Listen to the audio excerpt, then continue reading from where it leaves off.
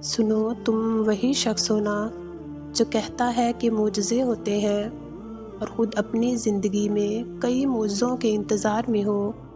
تم وہی شخص ہو نا جو کہتا ہے کہ دعائیں ہر حال میں قبول ہوتی ہیں اور خود نہ جانے کتنی دعاؤں کے قبولیت کے انتظار میں ہر روز آسمان کو تکتے ہو۔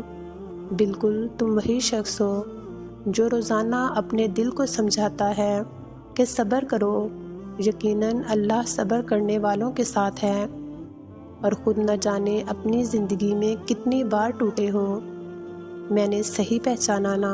تم تو وہی ہو نا جو اس بات کا یقین رکھتا ہے کہ رب سب کی سنتا ہے اور سب کی آرزوئیں پوری کرتا ہے، اور نہ جانے تم نے اپنی ہی زندگی میں اپنی ہی آرزوؤں سے کتنی بار دھوکہ کھایا ہوا ہے۔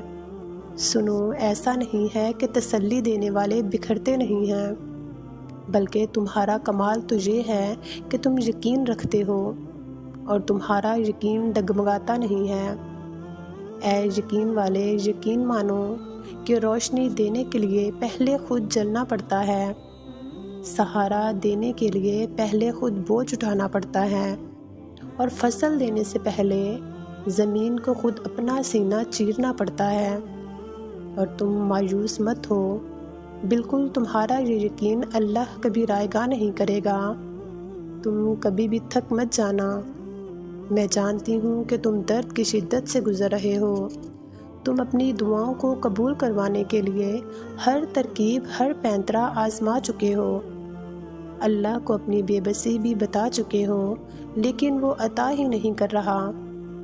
میں تمہاری اس کیفیت سے خوب واقف ہوں کہ زندگی کے کسی موڑ پر تڑپ اور بے بسی کے مارے تمہارا دل بھی چیخ اٹھتا ہے کہ یا اللہ، تو سن کیوں نہیں رہا؟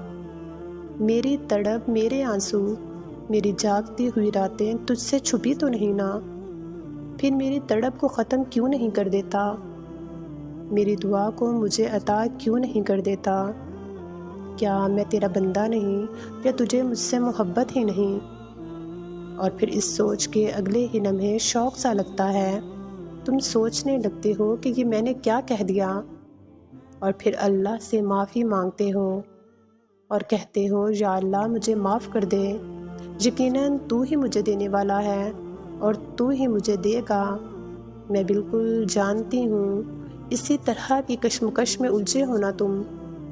لگتا ہے نا کہ وہ کون سی چیز ہے جو تمہاری دعاؤں کو قبولیت کروانے میں رکاوٹ بن رہی ہے؟ یہ سب تمہیں سزا لگ رہا ہے نا؟ درد کی شدت سے گزرنے والے، کیوں نہ میں تمہیں بتاؤں کہ اللہ اگر انتظار کروا رہا ہے تو اس کا ہرگز مطلب یہ نہیں کہ وہ سن نہیں رہا۔ تم یقیناً سوچتے ہوگے وہ انتظار کروا رہا ہے، میں کر لوں گا، مگر وہ کوئی اشارہ تو دے کہ میری چاہت میرے نصیب میں لکھی بھی ہے یا نہیں۔